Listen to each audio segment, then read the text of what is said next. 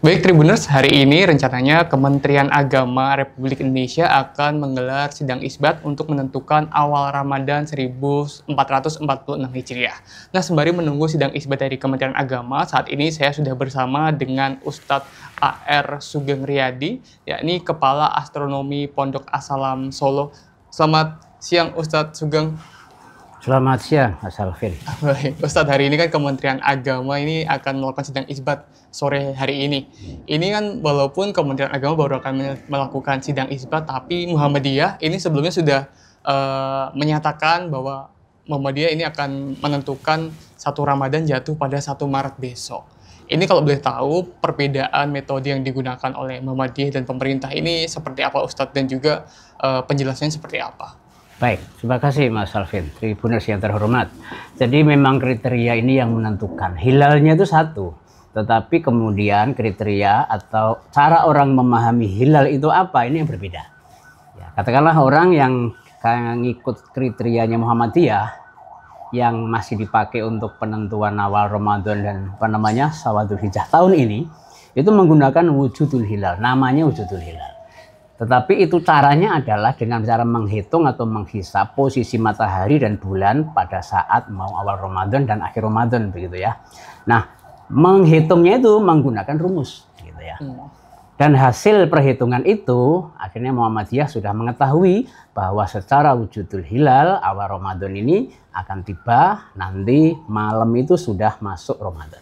Nah, gitu ya, sehingga 1 Maret adalah 1 Ramadan. Lalu rumus yang sama, perhitungan yang sama juga dipakai oleh pemerintah. Hanya bedanya meskipun rumus sama, pemerintah ini menamakan kriterianya sebagai New Mabims. Ya. Kenapa? Kalau wujudul hilal itu yang penting di Jogja sudah positif. Sudah terjadi konjungsi saat matahari terbenam, hilal di atas ufuk. Sementara pemerintah ini tidak bermarkas di satu kota, tapi di seluruh wilayah Republik Indonesia. Bahkan New Mabim itu wilayahnya sebenarnya bukan hanya di wilayah NKRI, tapi juga di baratnya negara Indonesia karena itu melingkupi negara ASEAN. Itu pada saat pencetusan dan penyepakatan kriteria Mabim itu ya.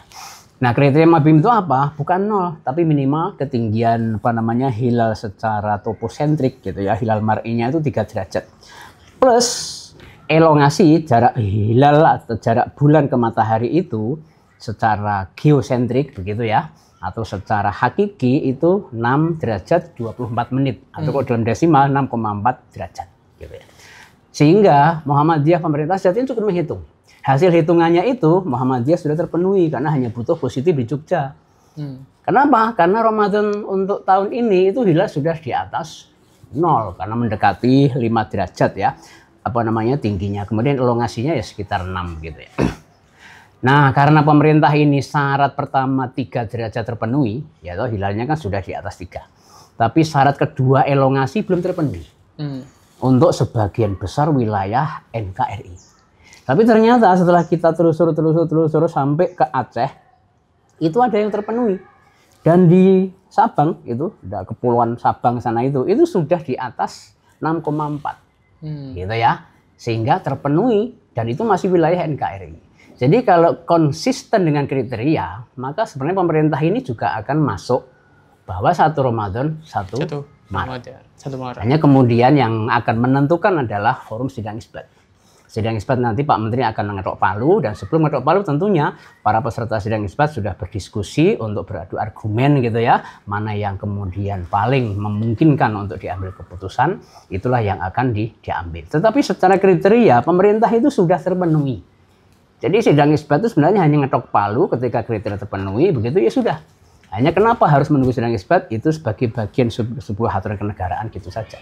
Sehingga hemat saya Muhammadiyah sudah pasti, pemerintah itu ya 99 pasti. Yang 1% itu nunggu sidang isbat saja. Hanya kemudian untuk teman-teman dari Nahdlatul Ulama ini yang kemudian harus meruqyat tergantung dari hasil ruqyatnya. Meskipun mereka menghitungnya juga dengan rumus yang sama dipakai oleh Muhammadiyah, sama yang dipakai oleh pemerintah. Gitu Mas Alvin. Baik.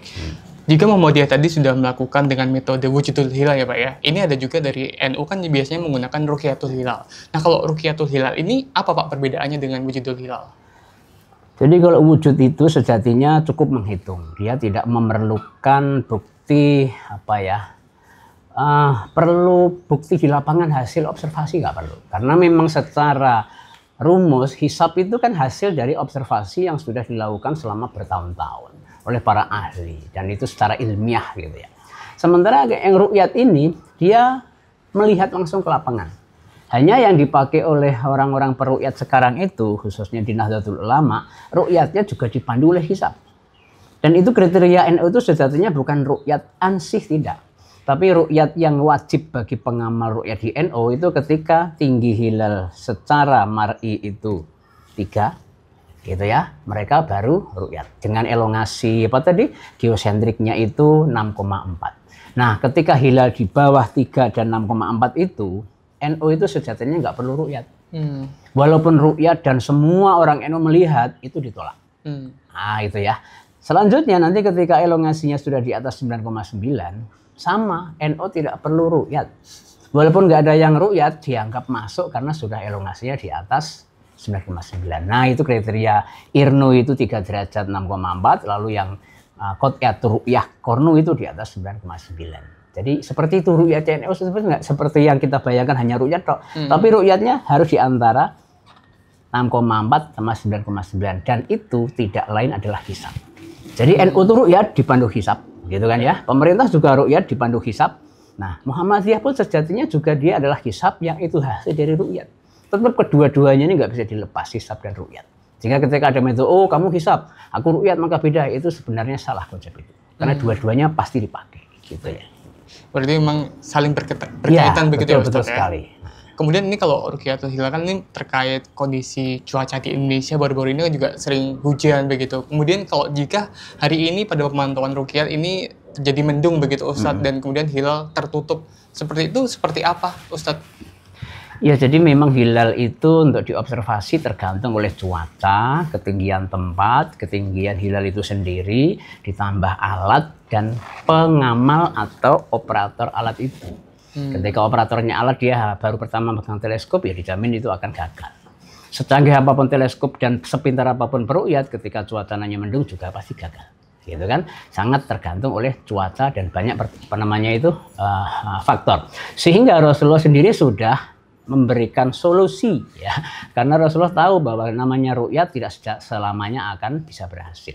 Nah, ketika itu tidak berhasil pada hari ini, yaitu hari di mana kita ru'yat penentuan awal Ramadan itu adalah 29 Sya'ban, ya istiqmal, syariat Islam seperti itu. Jadi ketika hari ini itu tidak kelihatan, orang-orang pengamal ru'yat istiqmal. Artinya istiqmal masih bersabar, besok belum puasa. Tapi cukup sehari, besok kemudian mau ru'yat nggak kelihatan lagi, ya nggak perlu istiqmal. Karena besok sudah tanggal 30, nggak ada tanggal 31.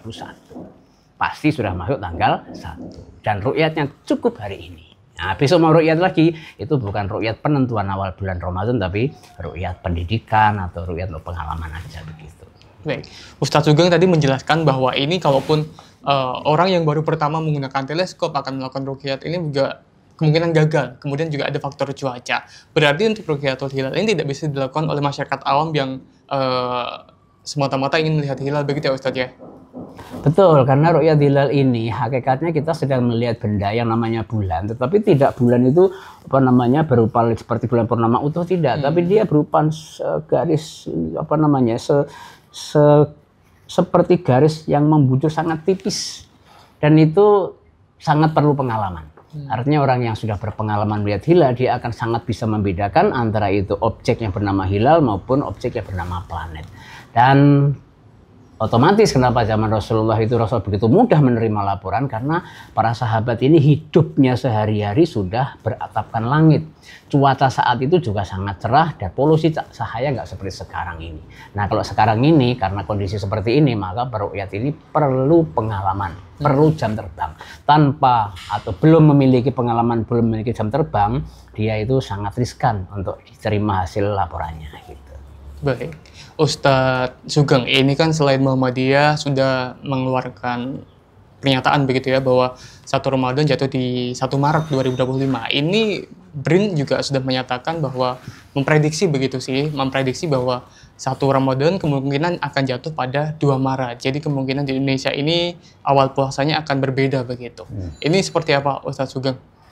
Sepemahaman saya, peluang berbeda itu antara Muhammadiyah sama Nahdlatul Ulama.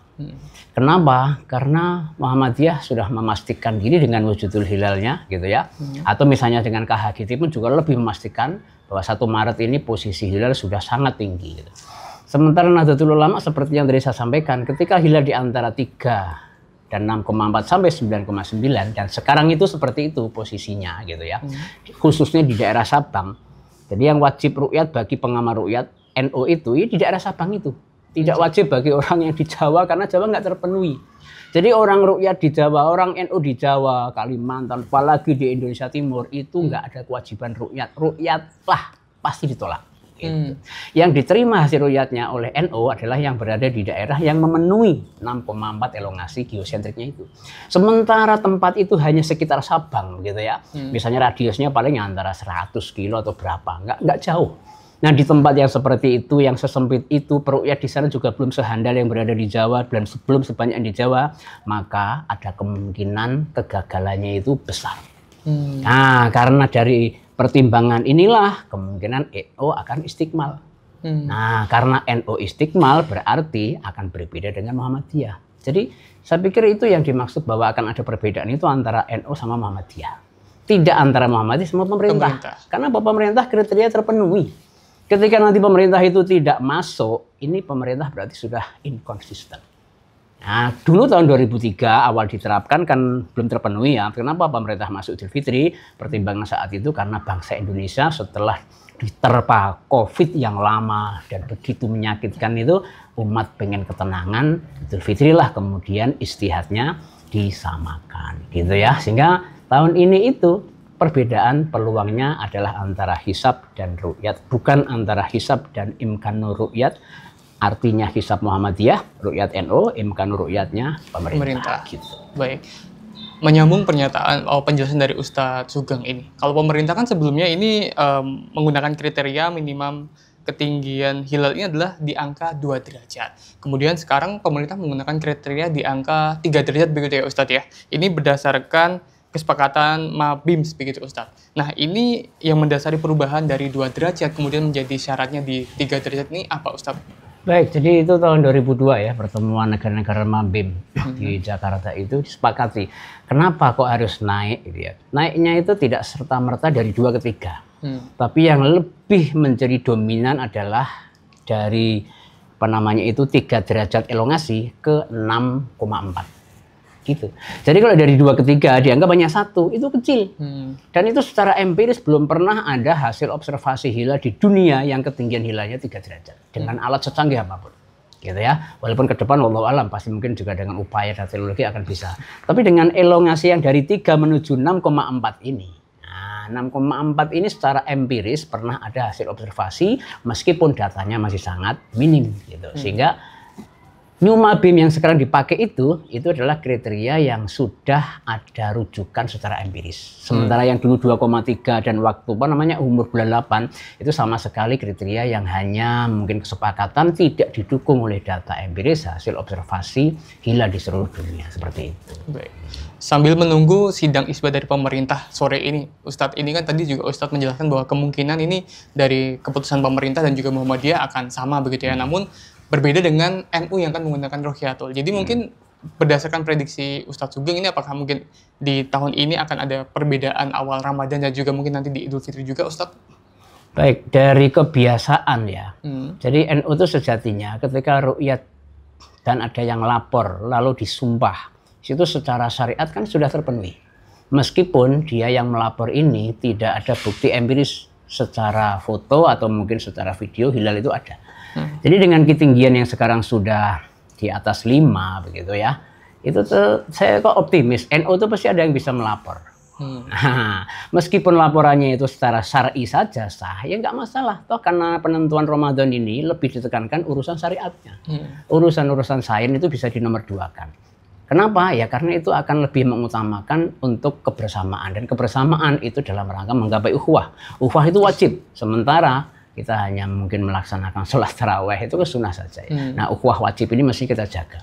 Sehingga kemungkinan besar saya optimis itu nanti pemerintah juga akan 1 Maret, 1 Maret. dan NU kalau dia misalnya konsisten begitu ya, ya peluangnya memang bisa 2 Maret, tetapi dengan niat untuk bisa membuat umat yang se-Indonesia ini bisa bersama, itu ya NU harus bisa legawa. Bagaimanapun dia akan mengusahakan ada peruqyatnya yang melapor begitu.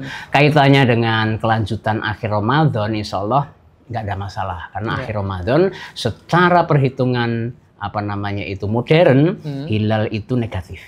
Jadi besok pada tanggal 29 Maret, 29 Ramadan itu hilal negatif di seluruh wilayah Indonesia.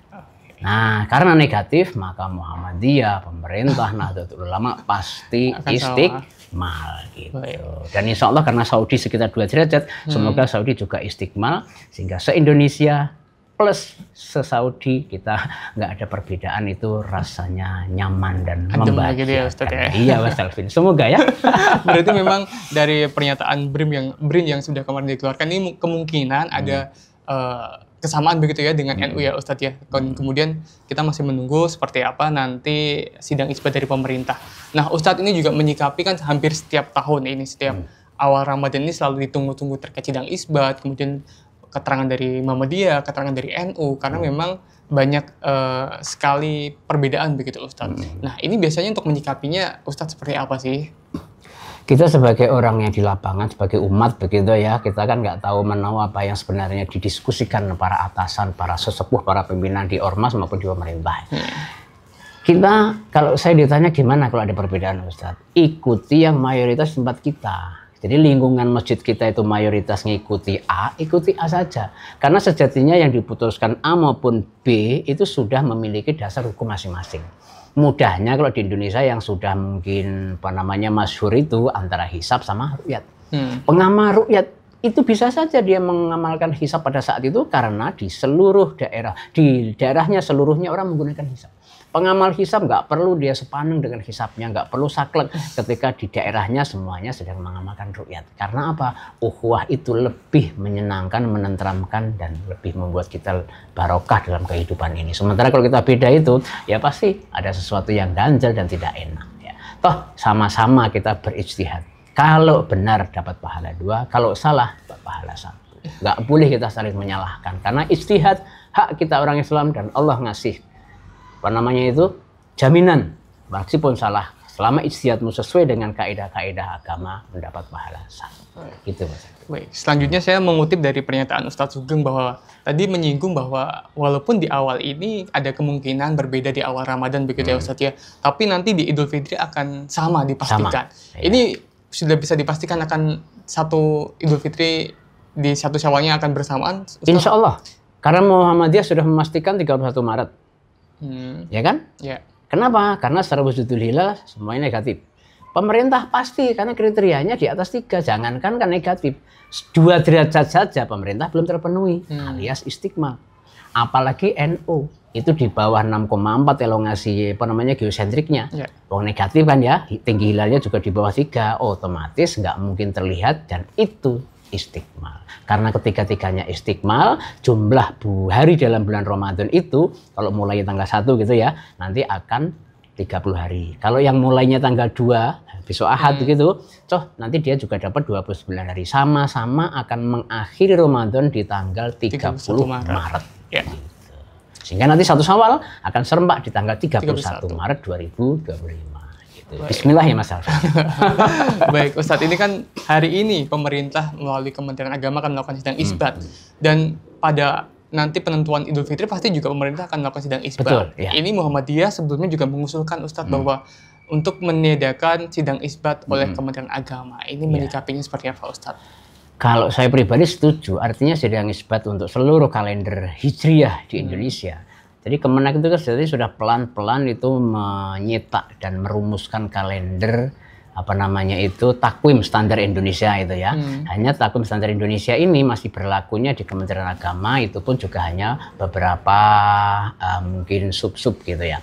Harapannya itu juga berlaku secara kenegaraan. Dan biar bisa berlaku secara kenegaraan, maka takwim standar Indonesia yang sudah dirumuskan oleh tim falakiyah, kumpulan ahli falak yang di rekrut Kementerian Agama yang dari seluruh ormas Islam di Indonesia, ditambah dari lembaga-lembaga astronomi dan juga lembaga-lembaga terkait gitu, ditambah ahli-ahli independen, ini sudah sangat layak untuk dijadikan standar kalender Islam di Indonesia.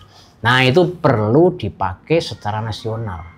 Bagaimana caranya? Salah satu caranya adalah diisbatkan oleh pemerintah di awal tahun.